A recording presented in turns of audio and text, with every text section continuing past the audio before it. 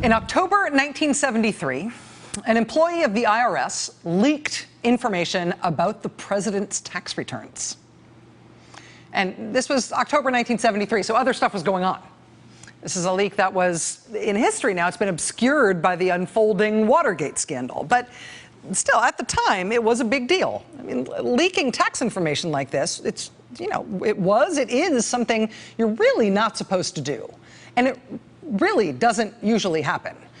But someone, in the fall of 1973, someone apparently with the help of a photocopy machine at an IRS office in Martinsburg, West Virginia, somebody sent President Nixon's tax information to a reporter at the Providence Journal-Bulletin in Rhode Island. And that reporter then published a story on it.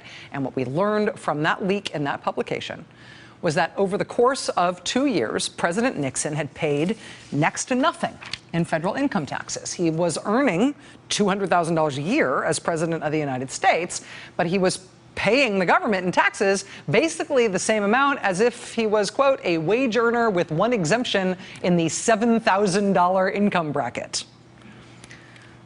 So he faced an onslaught of public pressure after that leak and that revelation about how little he was paying in taxes and why was that anyway, right? President Nixon, after that happened, he eventually released 5 years of his tax returns. He released those tax returns to Congress. He then promptly got socked with a bill for $470,000 in unpaid back taxes, because it turns out he was not actually paying all of his taxes. And even though President Nixon's financial situation, his tax situation, was now dire straits for all the world to see, some Americans who supported him decided they actually felt quite charitable toward him on that whole issue. It's tax day for most people today, but because of his tax problems, President Nixon has been given an extra 60 days to file his return.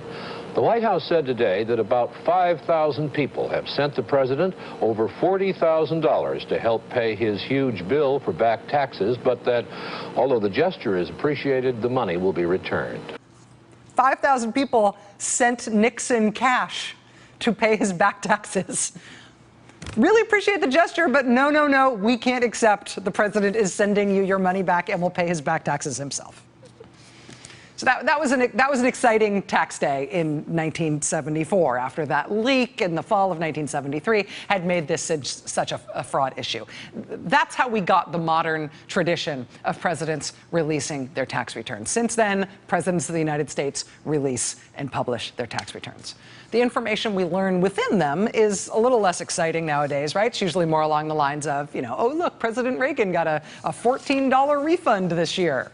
Or, oh, wow, the Bidens, hey, they gave 1.5% of their income to charity, while the Obamas gave 22%. I wonder if that's an issue between them. Or here's an interesting one. Look, President Obama's book sales have dropped. Right? That's the kind of stuff that we usually get at tax day.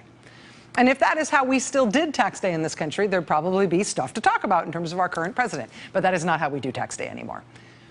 Instead, today we watched as the president signed his big Buy American, Hire American executive order, even though Trump family businesses have a hard time following that pledge themselves. They're known for hiring lots and lots of foreign workers.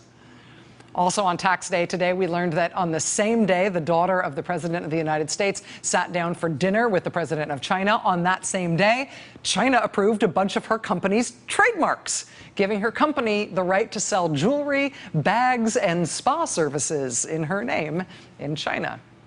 We also learned on tax day today that the lawsuit filed against the president earlier this year for violating the emoluments clause, which says you can't accept payments from foreign governments. That lawsuit is expanding to include more people who say they are victims of the president's refusal to sell off his business holdings while he continues to benefit from foreign governments and foreign sources of income.